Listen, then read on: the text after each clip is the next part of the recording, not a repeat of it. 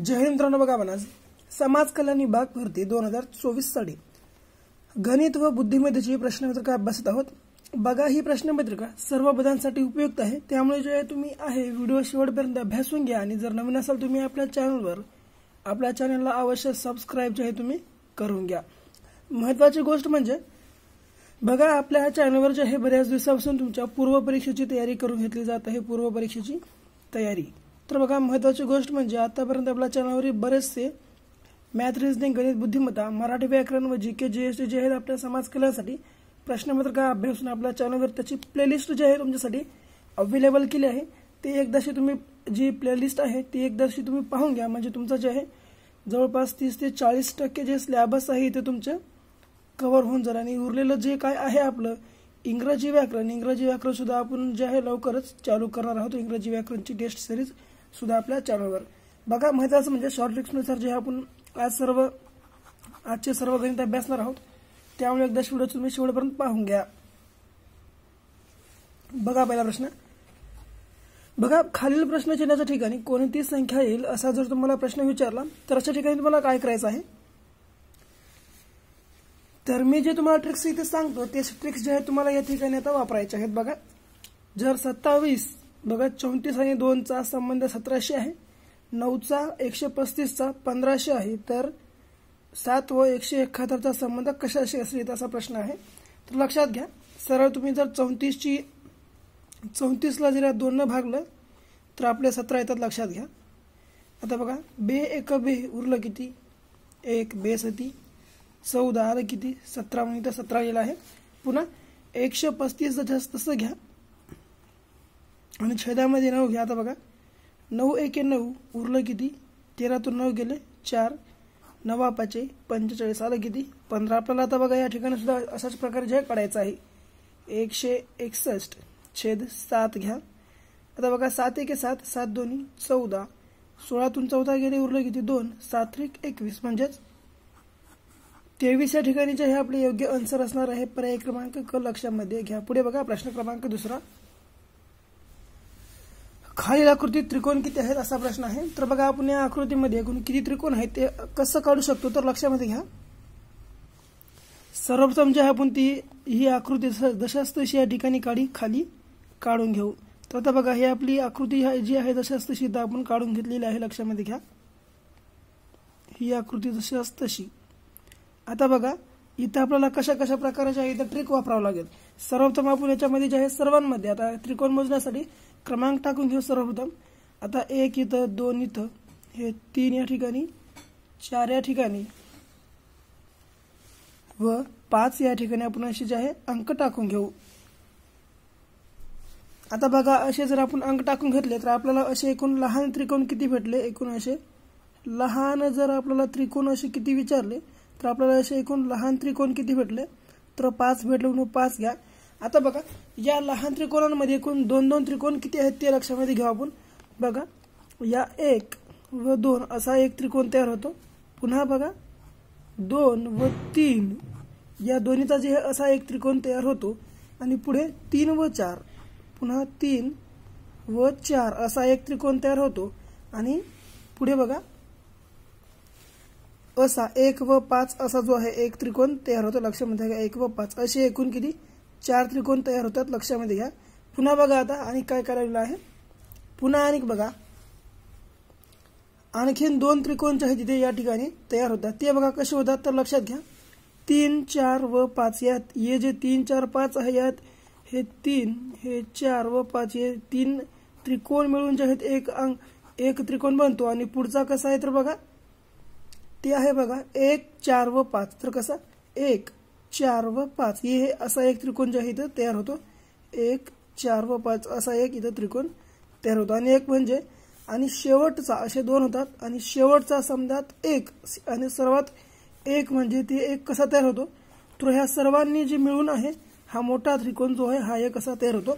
तर आता बघा, सर्वांची आपण जर बेरीज केली तर आपल्या प्रश्नाचे योग्य आन्सर भेटून जाईल। 5 आणि हे 4 झालं किती 9, 9 हे 1 10, हे 10 आणि 2 किती झाले 12, म्हणजे त्या त्रिकोणामध्ये एकूण 12 त्रिकोण आहेत, लक्षामध्ये घ्या। आहे का बघून एक बार पर्यायामध्ये आहे बघा, पर्याय क्रमांक ब 12 त्रिकोण आपल्या प्रश्नाचे योग्य आन्सर आहे। बघा, आता तिसरा प्रश्न बघा प्रश्न काय म्हणतोय, एका रांगेत सूरज डावीकडून 25वा आहे व उजवीकडून 25वा आहे, तर रांगेत एकूण मूल्य किती? जर अशा प्रकारचा तुम्हाला प्रश्न विचारला तर एक धासू ट्रिक सांगून टाकतो, ती ट्रिक तुम्ही इथं वापरून टाका.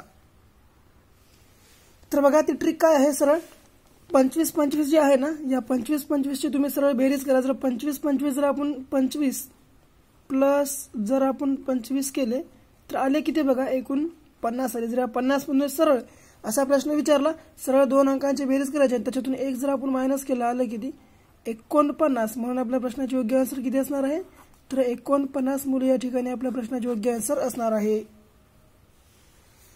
आता बघा चौथा प्रश्न, पुढील आकृतीत एकूण आयत किती असा प्रश्न आपल्याला विचारलेला आहे. तर बघा या खालच्या आकृतीमध्ये एकूण आयत किती आहेत असा प्रश्न विचारला. जर अशी आकृती दिली आणि आयत मोजा जर असा प्रश्न विचारला तर सरळ त्या आयतामध्ये एकूण क्रमांक टाकून घ्या. सरळ पहिल्यामध्ये 1, पुन्हा 2, पुन्हा 3, पुन्हा 4, पुन्हा 5 व पुन्हा 6. जर 1 ते 6 पर्यंतची जर तुम्ही सर्वांची जर बेरीज केली तर ती येते बघा 21. तुम्ही एकदाशी करून पहा 21. कसं बघा, 1 ते 4 पर्यंतची एकूण 10 येते आणि 5 व 6 हे झाले किती 11 आणि 11 आणि 10 किती 21. म्हणजे आपल्या प्रश्नाचे योग्य आन्सर किती, पर्याय क्रमांक ड असणार आहे. लक्षामध्ये ठेवून घ्या. बघा आता पुढे 12:15 जर घड्याळाचा तास काटा पूर्व दिशा दर्शवत असेल तर मिनिट काटा कोणती दिशा दर्शवेल असा प्रश्न आहे. तर बघा 15 जर घड्याळाचा तास काटा पूर्व दिशा दर्शवत असेल तर मिनिट काटा कोणती दिशा दर्शवेल. बघा ही अशी घड्याळ असते आणि ही इथं 12 वाजले आणि इथं 6, इथं 3 आणि 9. 12:15 जेव्हा हो आलेत तेव्हा जो हा तास काटा आहे हा पूर्व दिशा दाखवत आहे. हा पूर्व दिशा दाखवत आहे. पूर्वची विरुद्ध दिशा कोणती असते, पश्चिम. पश्चिमच्या या साईडची दक्षिण असते आणि उरली कोणती इकडली तर उत्तर. आता बघा प्रश्न काय म्हणत आहे, जर तास काटा पूर्व दिशा दाखवत असेल तर मिनिट काटा कोणती दिशा दाखवेल असा प्रश्न आहे. जर तास काटा जर पूर्व दाखवेल तर मिनिट काटा हा दक्षिण दिशा दाखवेल. लक्षामध्ये घ्या, दक्षिण दिशा दाखवत आहे इथं. म्हणून आपल्या प्रश्नाचे योग्य आन्सर पर्याय क्रमांक क दक्षिण इथे असणार आहे. पुढे बघा प्रश्न क्रमांक 6. बघा 6 प्रश्न, रमेश सुरेशपेक्षा मोठा आहे, विजय अविनाशपेक्षा मोठा आहे पण सुरेशपेक्षा लहान आहे, तर सर्वात मोठा इथे कोण असेल.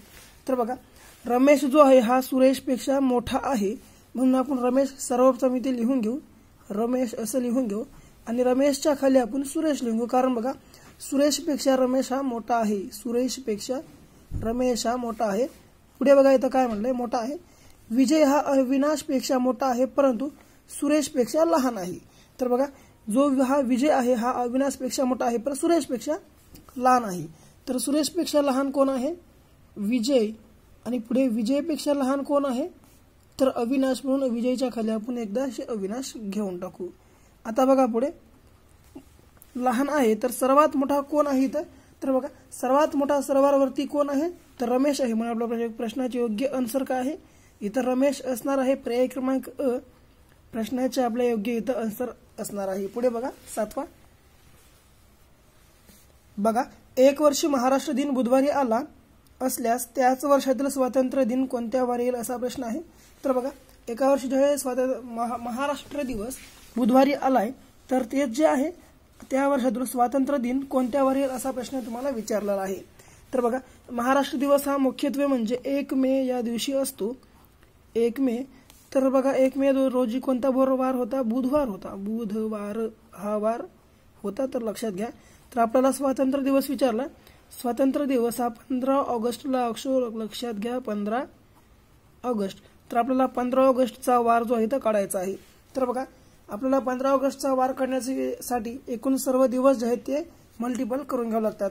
तर बघा मे मध्ये एकूण किती दिवस असतात, तर मे मध्ये 31 असतात, जून मध्ये 30 असतात, परत जुलैमध्ये 31 दिवस असतात आणि ऑगस्टचे आपल्याला 15 तारखेचा वार काढायचा आहे म्हणून 15 दिवस आपण प्लस करून घेऊ. आता बघा हे सरळ 31 आणि 31 आणि हे 30 घ्या आणि पुन्हा हे 15 घ्या. जसं तशा आता बेरीज केली 5 हे वरचे 1 6 आणि 1 7, पुन्हा हे 3 आणि 3 9 9 1 10 म्हणजेच 107 आलं. आता बघा या 107 ला आपण जे आहे 7 ने भागून घेऊ. 107 ला 7 ने भागून घेऊ. 7 ने भागण्याचं कारण म्हणजे एका आठवड्यामध्ये 7 वार असतात. आता बघा 7 एके 7 पुढे 7 आलं बघा 10तून 7 गेले